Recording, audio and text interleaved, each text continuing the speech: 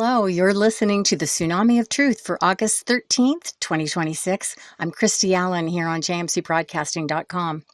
Johann Wolfgang von Goethe said, "None are more hopelessly enslaved than those who falsely believe they are free. But when light penetrates the darkness, the truth of liberty cannot be hidden." Unquote. Welcome back, patriots. What we are witnessing right now isn't just news. It is history, prophecy, and geopolitical chess unfolding at breakneck speed. In the mainstream media, we are seeing a desperate narrative machine in complete meltdown. It's almost like they want you to feel sympathy for compromised regimes that have held humanity hostage for generations. Add to that confused and anxious. But as President Donald J. Trump just laid out on Truth Social, the reality on the ground is completely different than what the lamestream media is talking about regarding what is actually happening in the Strait of Hormuz. But before we dive into President Trump's declaration about this, we have to address something crucial: why a wall of steel and a total blockade are necessary today. First off, you've got to remember what Iran used to be before an extreme, oppressive regime hijacked a sovereign nation and turned it into a base for globalist proxy warfare. So cast your mind back to Tehran in the late 1960s and early 1970s. Back then, Iran was a vibrant, modern cultural hub known as the Paris of the Middle East. Women walked freely in Tehran without fear. They wore Western fashions, drove cars, held executive positions, and served as judges, diplomats, and parliamentarians. Universities were bustling centers of co-ed higher education. Young women pursued degrees in medicine, law, and engineering without mandatory dress codes or morality police lurking in corridors and looking away when women were raped on the streets. Human rights and artistic expression thrived compared to the rest of the region. There were no forced coverings, no religious enforcers beating citizens in the streets if they protested anything, and no state-mandated oppression of women. Then came 1979. A dark, radical, extreme patriarchal regime seized power, imposing a totalitarian system that degraded women to second-class citizens and far, far worse. They forced women into mandatory coverings under the threat of imprisonment, stripped away basic legal rights, and enforced a brutal, unholy tyranny where human rights were systematically crushed. For over 4 decades, the peaceful Iranian people, and especially those brave women, have suffered under a regime that spent the nation's wealth funding foreign terrorism while its own citizens faced 300% inflation and brutal oppression. When you understand that the current regime is not the real Iran, but a hostile occupying force that has terrorized its own people and destabilized the world, Trump's strategy becomes crystal clear. President Trump's naval blockade and the wall of steel aren't aimed at hurting innocent citizens. They are designed to starve a corrupt extremist regime of the dark money and military leverage it uses to oppress its people and bully the world. It's about cutting the head off the snake so liberty can finally return to this enslaved, captive nation. So listen to what Trump declared on Truth Social about the strategic reality in the Middle East right now. He said the USA has total control over the Strait of Hormuz this week. He said, "I think we'll keep it. Our naval blockade is being called by everyone a wall of steel, and there is nothing Iran can do about it. They have no Navy. They have no Air Force. Their remaining soldiers are unpaid. The IRGC is decimated and fleeting, and their leadership is uncertain at best. They have no money. Their country is shot. All they have is fake news and 300% inflation, and it's getting worse. Iran is all talk and no action. The bully of the Middle East is no longer. Praise be to Allah." Unquote. This is what happens when the ways of the dragon take over the ways of the spirit, and now we are clearly seeing what the actual problem is rather than the way that it is being presented. Trump laid it all out there when he talks about the bully of the Middle East being no longer. It reminds me of the saying, all hat and no horse.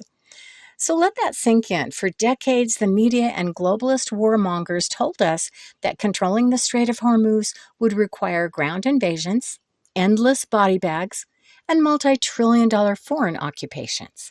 But Trump didn't send a million troops into a meat grinder. He used a modern wall of steel, a total naval blockade that choked off the dark money, the trafficking routes, that neutralized their proxies, and brought a rogue regime's economy to a screeching halt. Don't get me started about Sharia law. Look, this evil regime had to end, or most of America was soon to be having the same problems that are just beginning in New York and Texas. So why shouldn't anyone feel sorry for the leadership in Tehran right now? Because for 40 years, that regime was not serving its citizens because it was an asset of the transnational globalist network. They played their role in the forever war matrix with Israel, which is why Israel funded Hamas for so many years. And London took over Iran in 1979. They are the head of the cabal, and right with them was Israel, and that kept all those wars going, the ones we've seen being fought our entire lifetimes. And because of these forever wars, they kept energy prices artificially manipulated while their handlers pulled the strings from those overseas banking hubs. Now their Navy is gone, their Air Force is grounded, and their soldiers are unpaid. And all they have left is the fake news machine trying to convince you that America is losing and that we must feel sorry for Iran. Don't fall for it. The bully of the Middle East has run out of road, and the old order is falling apart. See, what we're living through right now is the fall of Babylon. And that is what the mainstream media never wants to talk about. War News said it clearly. She said, "We are in a vicious effing war for all our freedoms and the future of our children with a satanic cabal that wants to effing murder most of us. So no, I will not apologize," she said, "for using coarse language from time to time. I find language to be much like music. It needs occasional high notes," unquote. Now, I grew up in a home where darn it was a swear word. So there you have it. That's as raw as I can repeat it, but you get the idea of what she's saying. Meanwhile, thanks for expressing for what so many of us feel, War News. And according to Sheila Holm, this cabal even messed up our religions by turning them into Baal worship, along with holidays that are, well, less than holy. Let's just put it that way. With that, let's pivot back to the Bible, shall we? Many of you grew up with Bibles in your homes like I did, and I remember the stories and the talk about the last days and how someday Babylon would fall. I was fascinated by this. And more recently, Q even told us that this was going to be biblical, like Armageddon, which means that which is revealed by the light, by the way. So if you see all this through a certain lens right now, as the light continues to get stronger, it's easy to see that there are parts of the good book that spoke of maybe this exact systematic tearing of the veil and the unmasking of a global matrix that has controlled human consciousness and resources for over a century, as well as the thousands of years before that. And whenever God talks about Babylon in that good book, he's never happy about it, because Babylon has always been about the slavery they kept people in. Whenever you have a story about confusion, deception, manipulation, fear, and force, you're talking about something very backward and evil, like the drag on the human spirit, what Dean might call the dragon. So look closely at the machinery that has attempted to keep humanity in bondage, because truth be told, it was never about left versus right, nation versus nation, or simple red state versus blue state politics. It has always been a structural, financial, and spiritual war waged by a shadowy, globalist, satanic cabal. This cabal operated across three distinct pillars: finances, the media, and technology. First, you've got the financial chokehold, established in 1913. We've talked about this. The Federal Reserve worked with that 1 square mile of the City of London that acted as the twin beating hearts of global debt slavery. They funneled trillions of dollars out of the working class and into off-the-books black budgets, intelligence operations, USAID type things, and deep subterranean infrastructure that the public was never supposed to know existed. They glorified those with words like the American dream. But let's face it, all that ever really was debt slavery. Second is the media monopoly. They've got 6 corporate media conglomerates that are heavily influenced by intelligence assets under initiatives like Operation Mockingbird. And they've all been given a single directive: promote fear and division, manufactured cultural fights, and trap humanity in an artificial loop of scarcity and helplessness. And finally, our third hired hug, the techno-censorship grid. Silicon Valley algorithms engineered specifically to suppress freedom of speech, sovereign thought, scrub real history, hide alternative health solutions, and of course block any mass spiritual awakening. With these tools, they built an elaborate illusion, and every major historical turning point of the last 2 centuries was scripted by the same hidden hand to centralize power. Look at the 1912 and the sinking of the Titanic, eliminating the opponents who stood in the way of creating this Federal Reserve. And look also in 1917 at the Bolshevik Revolution, funded by Wall Street banking interests to establish a blueprint for total state control. And finally, look at Operation Paperclip, importing high-level psychological warfare operatives from the Nazi regime directly into the military-industrial complex and space programs to weaponize public perception. They brought these Nazis right across the border, among other places, through Mormon settlements at Colonia Juarez and Dublin, with border crossings still allegedly being used for human trafficking today. When I reported to the world what was happening with child trafficking years ago, I was chided with the word satanic panic. It was a term back then to make fun of people that told the truth about that, much like the term conspiracy theorist has been used in a derogative way. But think about this, patriots. The deep state thought their plan for control was permanent because it was made to be permanent. And guess what? Apparently God has another plan that has been waiting for right about now to implement. And how do I know that? Because look around, patriots, the dominoes are falling. The veil began tearing wide open during the medical tyranny of COVID, and today the entire global web is unraveling from the inside out. It's the real satanic panic at a theater near you. For instance, one of my sources, Citizens of the United States on Facebook, reported, and I quote, "If the Senate does not pass the Save America Act by October 15th, Trump will declare a national emergency for the midterm election. And you will have to have voter ID to vote. Also, blue states that have not turned in voter rolls by September 1st will get no mail-in ballots. And the national emergency cannot be stopped by anyone, including Congress, Senate, or Supreme Court. Have a nice day." And then they added, "Did you really think Donald Trump is going to allow himself to be subject to a bunch of insane impeachment BS from the left in his last 2 years?" Unquote. And patriots, you must realize by now that none of this has been done by accident, because you digital soldiers were a part of this plan to overthrow this well-planned satanic regime that would have been the end of us had you not participated. Now, let's bring this back to the financial front lines at home, because if you want to break Babylon, you have got to break its central currency. For over 110 years, the Federal Reserve protected its empire through an exclusive mechanism that most Americans didn't even know existed: Federal Reserve master accounts. Now, a master account is the golden key to the central bank's payment rails, like FedWire. For generations, the Fed handed these accounts strictly to legacy Wall Street megabanks. If you were an independent community bank or a state-chartered credit facility or a foreign fintech alternative, the Fed locked you out. You weren't high enough to sail on their rails. This master account monopoly allowed Wall Street to dictate credit, debank lawful citizens, and force everyone to play within their debt-based paper system. Now, look at what's happening right before our eyes. That monopoly is fracturing under unprecedented state and federal pressure. State legislatures across America are establishing state-level bullion depositories and sovereign banking access points. So lawmakers are demanding that payment clearing be opened, stripping the central bank of its single greatest point of leverage over the American consumer.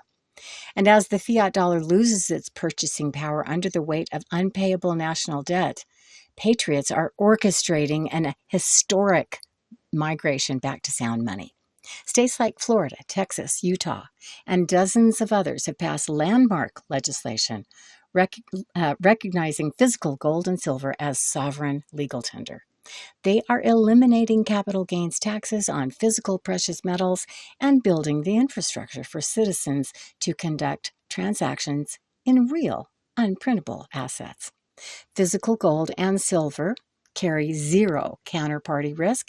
They can't be printed out of thin air by a committee in Washington or London anymore, and they can't be frozen at the click of a button. So, what we are witnessing, folks, is a mass exodus out of Babylon's debt architecture and into financial sovereignty.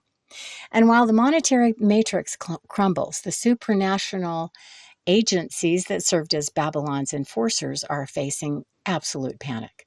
In fact, there's another word, frantic, that also comes to mind, which leaves us looking at frantic satanic panic.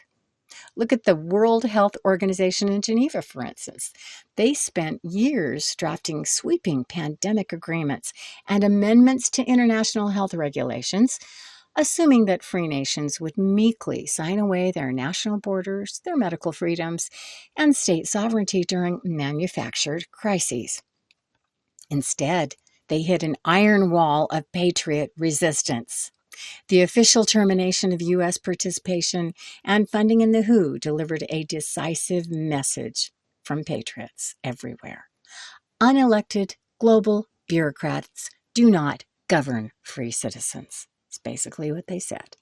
So look at the World Economic Forum in Davos. Their Great Reset agenda, designed to force ESG metrics on local businesses, restrict traditional energy, destroy independent farming, and mandate central bank digital currencies, is in total freefall. Dozens of American states have officially outlawed ESG in state investments, banned CBDCs from entering their financial systems, and passed strict protections for local agricultural producers. The Vatican's financial books have been forced open. The revolving doors between big pharma and regulatory agencies like the FDA and CDC are being exposed under congressional subpoenas and legal filings. And what is obvious to me is that every desperate media narrative, every forced digital ID push, and every manufactured distraction you see on TV right now is the behavior of a cornered beast. The deep state operators are frantically panicking because their illusion has lost its power over a conscious, awake populace, because they now know that you know. And that turns the little dirt road they had left into fairy dust and illusion, with nowhere to go with their evil plans. Can you see that? So as we conclude today's broadcast, let's talk about what this means for you, your family, and your community right now. The false light of the old globalist order is dying. They are quite literally running out of road to continue their plan. And because of a very smart president and a bunch of white hats that had, well, all I can say is that it must have been divine help, patriots. Let's just face that, shall we? So, yeah, because of much more than just luck, all roads are blocked to where they wanted to go, and especially where they wanted to take us. And in the 1950s, they imported high-ranking Nazi scientists, Operation Paperclip, and intelligence operatives directly into the Pentagon, NASA, and mainstream media to weaponize psychological warfare against the American public. But President Trump and Pete Hegseth have been cleaning out the military in earnest over the past several years. And it's not just the DEI infestation that has been cleaned out. We're talking about traitors in our military that, let's just say, no longer have a pension plan. So we got to do three things. We've got to secure your financial base and hard assets.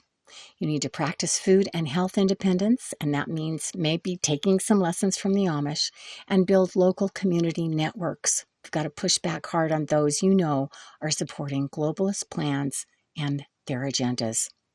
So now let's talk about those global mandates. There's an old saying, fool me once, shame on you. Fool me twice, shame on me.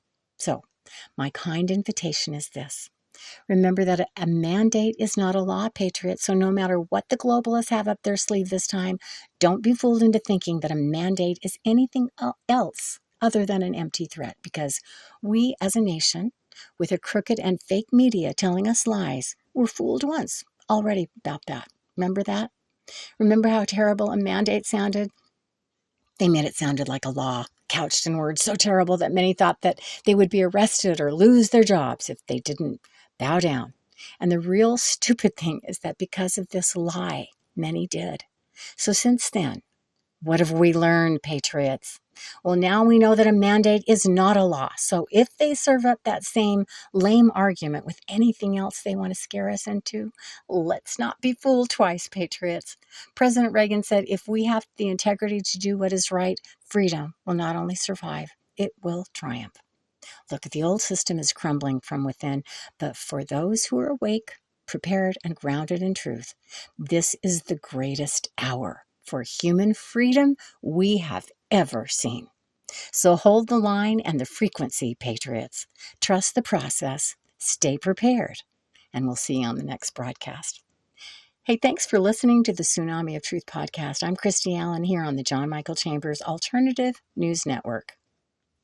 John Michael Chambers continues to lead the way with JMC Broadcasting's military and intelligence reporting. All broadcasts are free to the public. Want more? Get up close and personal with John and guests by joining JMC's Patriot Premium Portal for just $9.99 monthly subscription. Receive JMC's weekly newsletter update, which includes a 60-minute audio of JMC Unplugged, where John highlights in a candid conversation the events of the week. Hear John like you've never heard him before. It's time to get your questions answered live in real time with John Michael Chambers and his highly valued military and intelligence guests. As part of your Patriot Premium subscription, each month you're given access to John and guests on screen for a 60-minute live Q&A.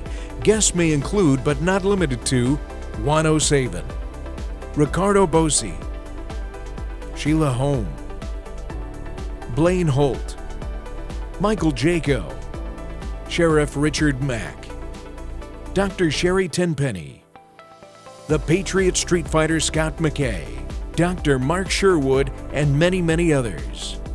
For just $9.99 per month, you gain access to all this and more. Your subscription fee helps fuel the JMC broadcasting engine at this critical juncture in this global defense war. Visit jmcbroadcasting.com and click on the Patriot Premium Portal subscription promo. Sign up before December 31st, 2025 and receive a free signed paperback copy of John's newest book, Global Financial Reset: Surviving and Thriving the Transition. We are at war, and victory is ours. The dawning of the Golden Age is upon us. And remember, where we go one, we go all. Subscribe today at jmcbroadcasting.com. Won't you join us?